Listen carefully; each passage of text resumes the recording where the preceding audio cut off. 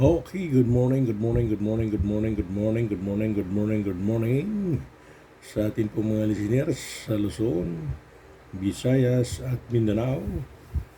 At good morning Philippines at sa mga OFW po natin sa ibayong dagat. Magandang umaga po sa inyo lahat at tayo rito naman po tayo mag programa sa loob po lamang ng isang oras kung saan ay patuloy tayo na magbibigay ng mga balita sa ating pong mga kababayan dito sa ating bansang Pilipinas. At good morning sa lahat po mga naglilingkod sa ating pong pamalaan kung saan ay handang silang lingkod sa ating pong pamalaan. Ngunit ay ang mga paglilingkod na ito ay isa rin po sa mga kino-comments ng ating pong mga netizen dito sa ating bansang Pilipinas. So mga kaibigan, ang mapag-uusapan po natin ay ang tungkol po sa kaban ng ating pong bayan at ang mga negosyante na nagbibigay ng buwis sa ating pong pamalaan. At sa lahat po ng mga residente ay nagbabayad ng mga buwis sa ating pong mga lupain dito sa ating bansang Pilipinas. Ngunit ay kung ilang dekada na nakadaan, ilang presidente na ang nakadaan, tuwing magtapos sila ng kanilang termino, ay wala ho tayong narinig na balancing ng ating pong budget sa kanilang mga panunungkulan. So yun po ang sinasabi ng iba't mga negosyante at iba't iba po ng mga presidente dito sa ating bansang Pilipinas, kung saan ay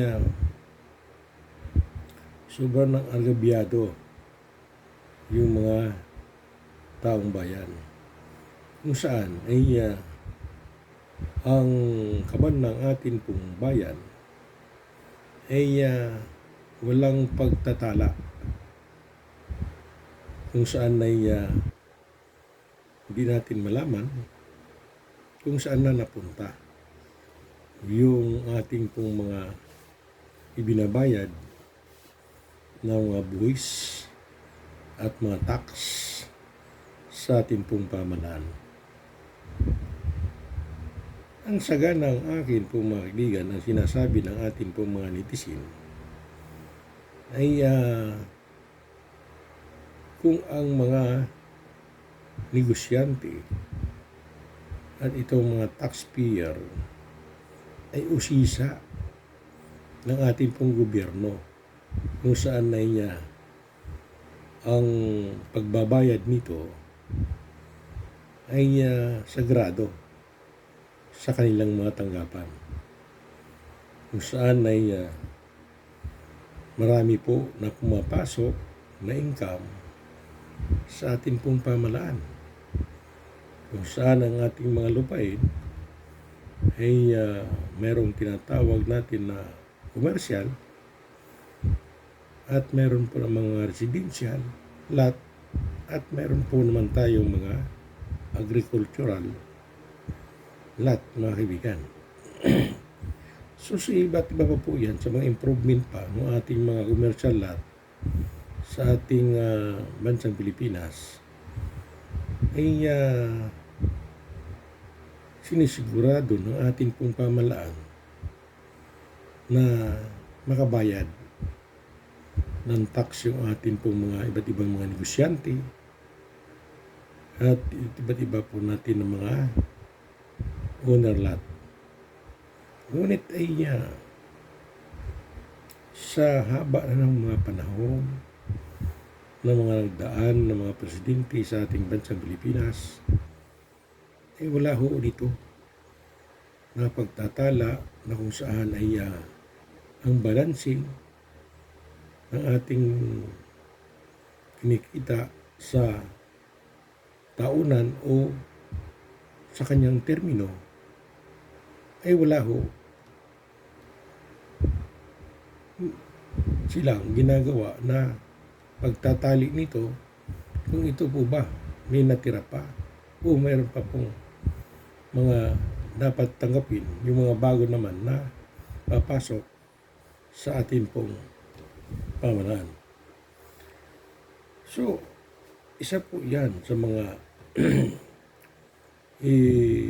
minamungkahi ng atin pong mga netizen dito sa ating screen kung saan ay naggagawa ang ating gobyerno ng batas tungkol po dito sa mga koleksyon at mga contribution na gagawin ng mga Pilipino.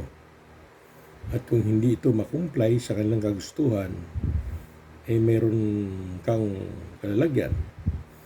Makakalabuso ka, makukulong ka nang dahil ikaw hindi ka nagbayad ng contribution. Kamukha lamang nitong mga ICCs. Pag hindi mo sila binigyan ng contribution ng iyong mga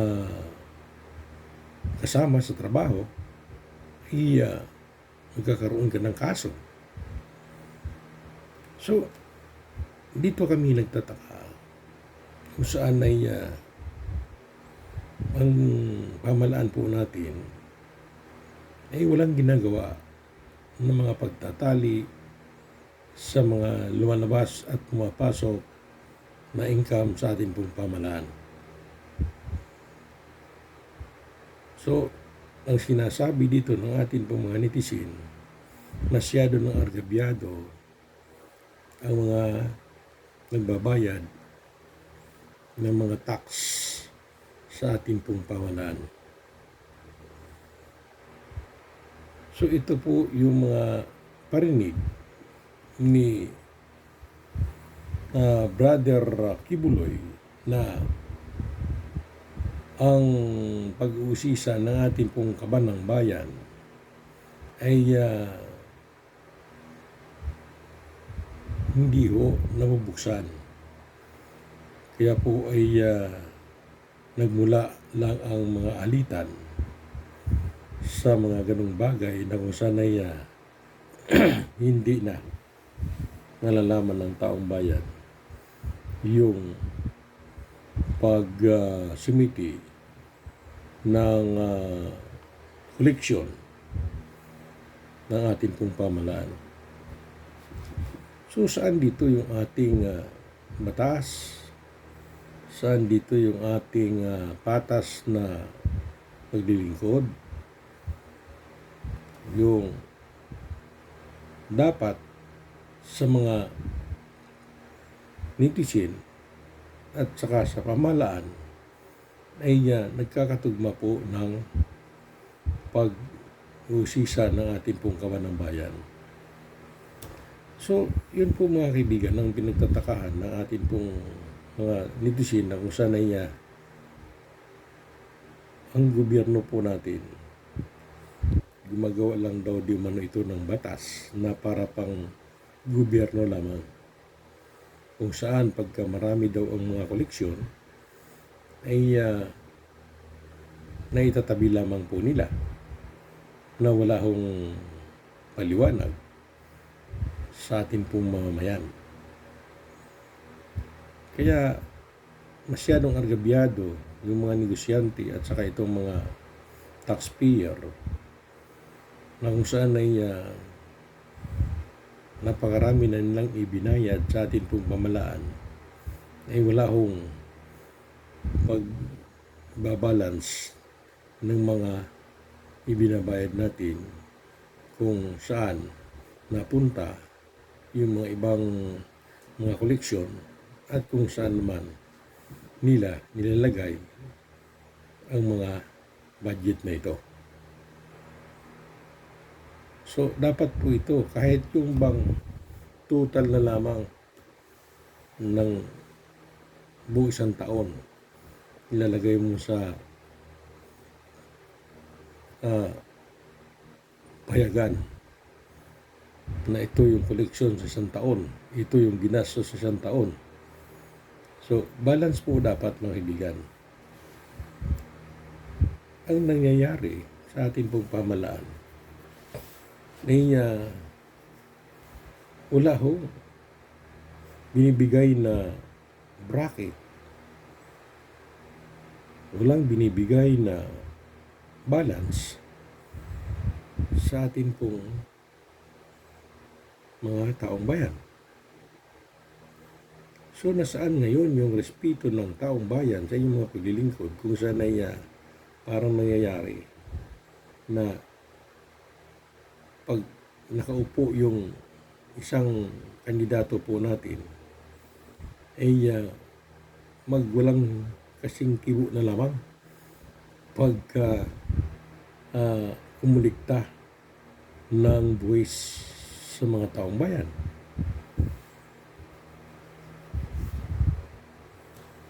So ito yung mga minumungkahi ng iba't iba po natin na mga kababayan na kung saan ay hindi ito kayang ipaliwanag ng ating pong mga naglilingkod sa ating pong pamalaan.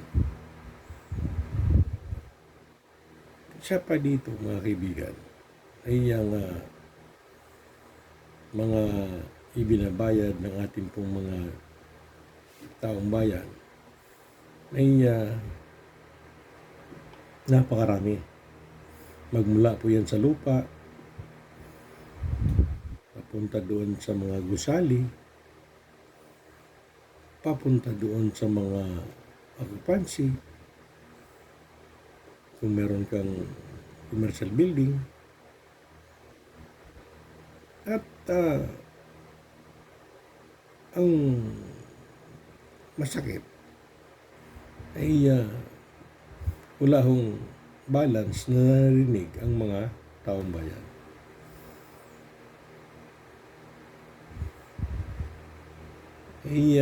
Ang sinasabi dito ng ating manitisin dito sa ating screen, kung saan ay malaman man lang nila yung balancing ng ating pong kaban ng bayan.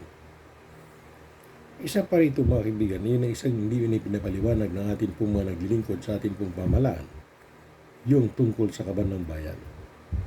Pangalawa, itong income na hindi ho nagbabalance.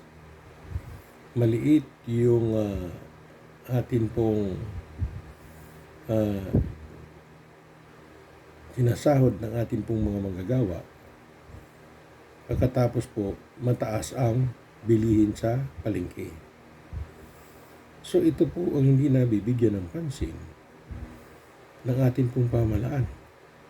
Kung saan ay ang pagbabalance dapat ng income ng atin pong mga taong bayan ay i-intact ito, titingnan ito kung saan ay tama ba itong kanilang minimum ng binasisweldo sa tao, tama ba ito mga presyo sa mga pamilihan, tama ba ito mga supplier, tama ba ito mga dayuhan na kung saan ay dito nagninegosyo sa Pilipinas. So wala hong nakikitaan na action kung saan ay lumilitaw na lamang bigla yung mga negosyong nagkalat dito sa ating bansang Pilipinas. Kamukha nitong mga e-trike na mga e-bike na mga sasakyan, iba't ibang klase ng mga sasakyan ay pinapayagan nilang pumasok dito para magnegosyo ng mga e-bike na yan na hindi nila pinag-aaralan kung ano ang epekto nito sa ating pong mamamayan.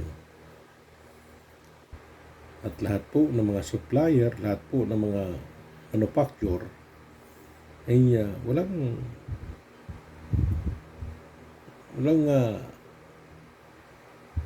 pasubali sa mga presyo na kung saan ay ang dapat na mag-control dito yung ating pamalaan na kung saan ay i-control ito para po ay maibsan ang kahirapan ng atin pong mamamayan. So, sa atin pong pag-uusisa at sa atin pong pagtingin dito sa ating bansa ay ang mga naglilingkod daw di umano, sabi dito sa screen, ay parang wither-wither, mga kaibigan, na kung saan ay hindi na sumusunod sa tamang procedure ng ating pong mga supplier dito sa Pilipinas. Dito na lang naman natin kausapin yung mga tao na yan sa pag-supply dito sa ating bansang Pilipinas. Dapat ito, pagka-supplier at nag-supply dito ng mga bagong negosyo, ay usisain natin ng mabuti para po ay hindi ho magkakaroon ng problema ang mga taong bayan. Ang ginagawa po dito, parang bahala na, ipasok mo itong negosyo na to, basta't ang SOP ay sagrado para sa amin. Parang ganun ang nangyayari. Kaya pumapasok ang lahat ng mga illegal, lahat ng mga pasubastang mga presyo, at walang pakundaman na mga pagkilos ng mga iba't ibang mga naghahanap buhay dito sa ating bansang Pilipinas. Kaya napapasok yung droga, napapasok yung illegal gambling, kung saan ay ang namumuno ay ang sabi dito sa ating screen ay gumagawa ng pira sa kanyang panunungkulan. Pagdating dyan sa isang mga investigasyon ng ating pong Senado ay iimbestigahan. Ngunit ay ang sinasabi dito ng ating mga netizen, kung sino yung gumawa ng bagay na nanggagaling sa gobyerno at napunta sa mga taong bayan, sila din po yung gumawa niyan. Example na lang natin, itong ating mga kapulisan. Yung superior ang gumawa ng krimen, nadamay lang itong mga kapulisan. Ngunit itong mga kapulisan ay iimbestigahan. Parang sila nagkaka-imbestigahan na sila rin naman ang may gawa ng mga krimen na nangyayari dito sa Pilipinas. So, saan pa pupunta ang mga taong bayan?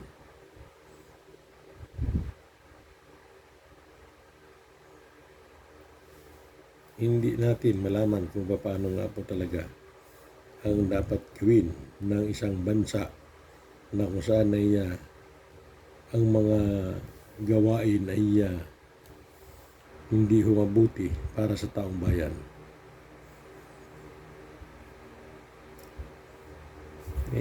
Kung titingnan mo rito sa atin pong mga naglilingkod, pinag-aagawan yung mga paglilingkod, gustong manalo, at andyan yung pagkakakitaan na malaki sa atin pong gobyerno.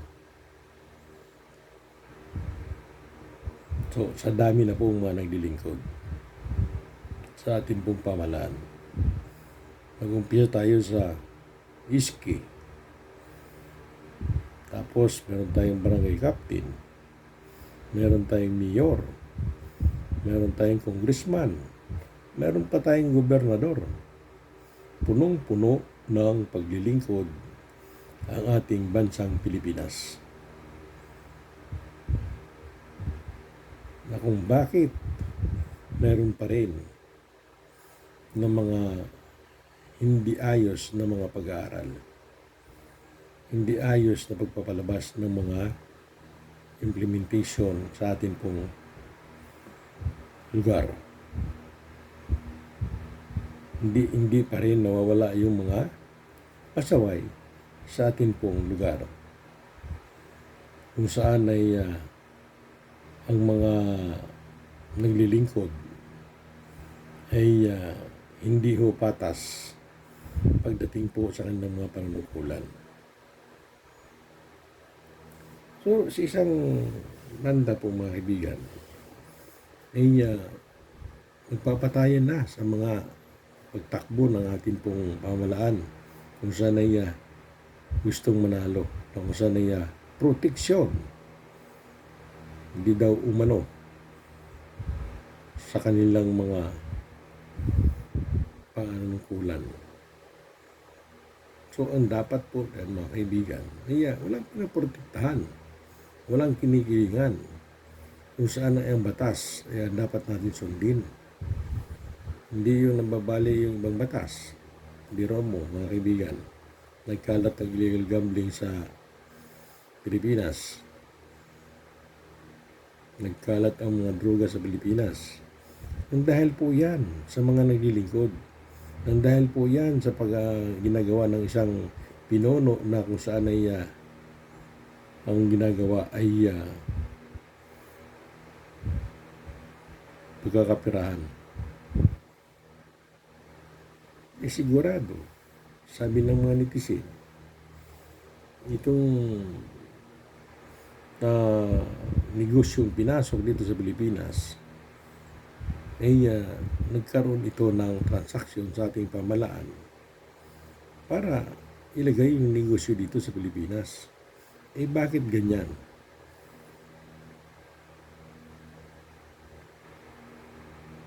Na hindi pinag-aaralan ay agad-agad na isulong para po ay makapagnegosyo na yung mga iba't ibang mga dayuhan dito sa ating bansang Pilipinas.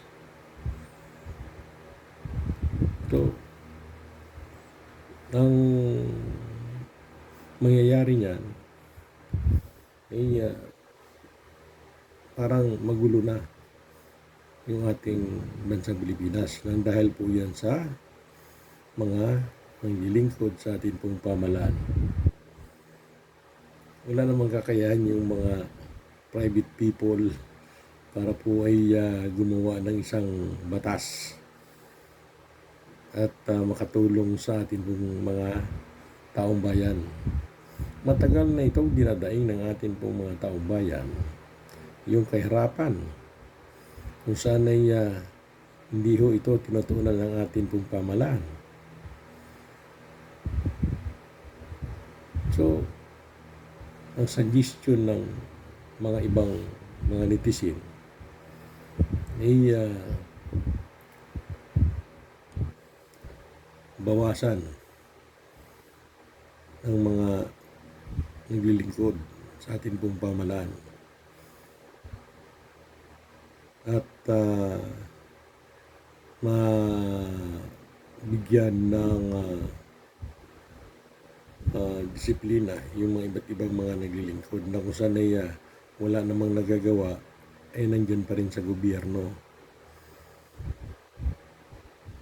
Marami yung ganun mga kaibigan. At ang isa pa na mga agency ng ating pong pamahalaan gumagawa din ng pagkakapirahan sa ating pong taong bayan. So kung magbayad ka nga ng mayor's permit, marami kang babayaran. Meron ka dapat na DTI, meron ka dapat mayor's permit, iparehistro mo pa sa BIR, i-contribute mo pa sa SSS. Dahil pag hindi mo ito ginawa, may problema ka sa pamahalaan. So, paano itong mga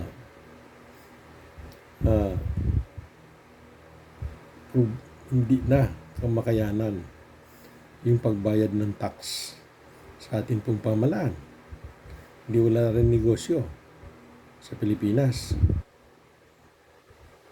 Dahil dito pa lang sa pagbabayad ng tax, katakot-takot ng mga singil. Meron pang Bureau of Fire.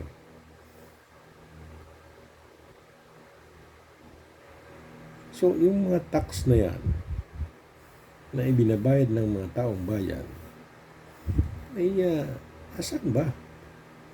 Saan ba ang balancing ninyo para makita natin yung pinaka-total, yung nagastos at yung total ng koleksyon? Kung sa mga negosyante, nagtutotal po yan namumuhunan Pag total ng kanilang benta o balancing, mayroon silang kinukuha ng mga accountant para ma-account yung kanilang negosyo na kung kumikita sila kung hindi. Bakit sa gobyerno walang pinalalaot ng mga kinikita ng ating pong pamahalaan? Pagkatapos sa isang bangayan sinasabi nila bilyon-bilyon na yung mga ginagastos. Kung ito yung mga pinag-aabalahan ng ating pong pamahalaan. So dito pa lang po mga kaibigan, kung titingnan mo, yung pilyado pala ng gobyerno, bilyon-bilyon na yung mga pinasisweldo. Bilyon-bilyon na mga kinikita. Mas matataas pa ang mga sweldo kaysa mga manggagawa. Sa ibang bansa, ibang patrabaho doon. Mas maliit yung kinikita sa loob ng opisina kaysa doon sa production. Mas mataas ang sweldo ng production kaysa mga nag-opisina sa pamahalaan. So, yun po ang mga comment ng ating pong mga netizen. Kung saan ay dinig natin yung paliwanag ni Brother Kibuloy na bakit wala ba tayong karapatan para umusisa ng kaban ng bayan? Wala ba tayong karapatan kung ang sinisweldo ng buong Pilipinas sa mga empleyado ng gobyerno? Magkano? At sa liit lang po ng Pilipinas. Luzon, Visayas at Mindanao lang yan. Napakaliit lang na isla ang Pilipinas. Mas malaki pa China, mas malaki pa Amerika, mas malaki pa po yung ibang bansa. Ngunit yung kanilang pamamalakad ay maganda at ang mga tao ay nagkakaroon ng magandang buhay kung sana yung namamahala ay tapat at patas sa kanilang mga paglilingkod sa kanilang bansa. So dito sa Pilipinas, wala yun, mga kaibigan. Hindi natin nalalaman kung saan na napunta. Pagdating sa investigasyon, kanya-kanyang tulakan, kanya-kanyang katuwiran, kanya-kanyang lusot, kanya-kanyang hindi dapat ganun ang atin pong mentalidad pagdating po sa pera. Pagdating sa pera, mabilis na mawawala. Wala pang presidente na nagkaroon ng balancing sa ating pong kaban ng bayan.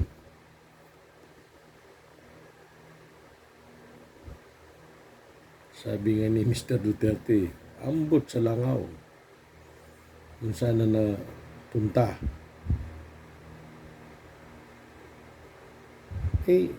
Kumplito tayo ng mga departamento ng kanya-kanyang opisina. Bakit yung budget hindi kayang ipaliwanag?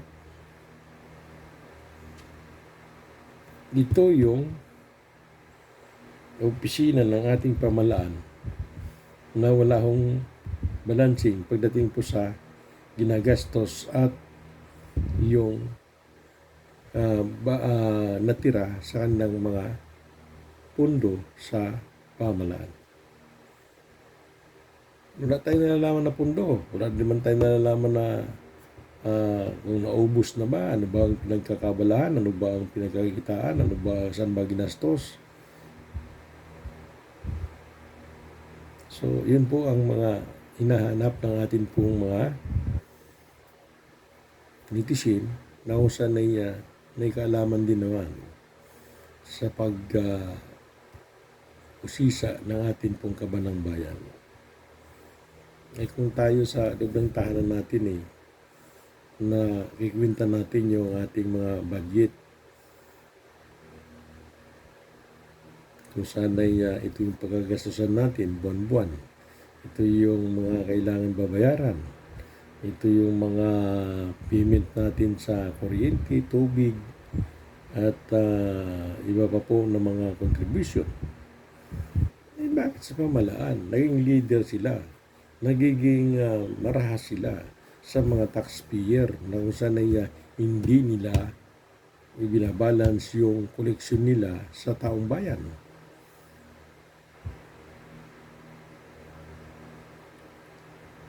So, paano? Sino dapat ang magiging gagawa nito na maging Pangulo nating Pilipinas? Imbes na maging huwaran kayo ng mga taong bayan, ay nawawala yung inyong paglilingkod pagdating sa pera. Kailangan po ilabas natin yung tamang balancing ng ating pong kabanang bayan para yung mga tao ay may alam sa mga pera natin sa ating pong pamahalaan. Sa dami ninyong empleyado dyan, sa dami ninyong mga agency na walang ginagawa, ay bakit hindi yung gagawin yan? Kundi ang ginagawa ninyo, yung mga proseso ninyo sa inyong mga pagtaas ng inyong mga rangko sa gobyerno. Nakikita ko minsan yan yung isa kasing agency ng gobyerno, minsan doon niya nag-opisina sa malapit sa aming gusali. Nakikita ko, maaga pa lang, papasok yon, mga kaibigan. Wala yon ginawa kundi kung sino yung mga nagkakamali na mga taong bayan. Halimbawa, nagreklamo ng mabaho ang manukan, mabaho ang babuyan, merong mga complaint sa mga kalinisan, yun po ang iniintindi nila. Pagkatapos dito, nagkakaroon na po ng SOP yung mga yan, at yun ay ginagawa ng palabigasan yung isang negosyante na ang production ay mayroong mali para sa kanilang opisina. Yun ang minasikaso, mga kaibigan. So, may sweldo na, may SOP pa, mayaman na isang empleyado. Makikita mo punta ka sa ibang mga agency ng gobyerno, lintik ang mga kotse, lintik ang mga sasakyan. Pagkatapos makita mo isang gobyerno nakawangwang pa yan sa kalsada para anin ng mga taong bayan, mauna. Ang gagara ng mga sasakyan dahil nasa gobyerno ka. Nakikita yan na ikaw ay kumikita ka sa hindi mo naman kinikita na sinisweldo sa atin pong pamahalaan. Hindi na po mga nangakumbo yung mga sasakyan yan. Gaganda ng mga sasakyan. Tabi yung mga taxpayer. At dadaan si congressman, dadaan si senador, dadaan si mayor, dadaan si gobernador. Gaganda ng sasakyan. So ang kapal ng mukha po naman natin sa mga taong pinagkukunan ninyo ng budget para dyan sa inyong panunungkulan na kung saan parang over naman yung inyong kinikita dyan sa pamahalaan. So yun po dapat mga kaibigan ng supuin ng ICC. Kaya ayaw nila yung ICC po mga kaibigan. Ang saan naimbestigahan niya naman sila sa kanilang mga na pira, sa kanilang mga ginagawang puro pagkapirahan ang kanilang operasyon.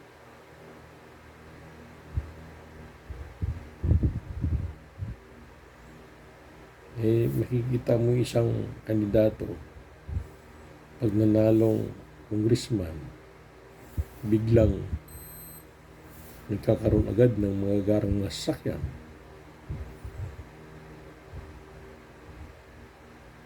So,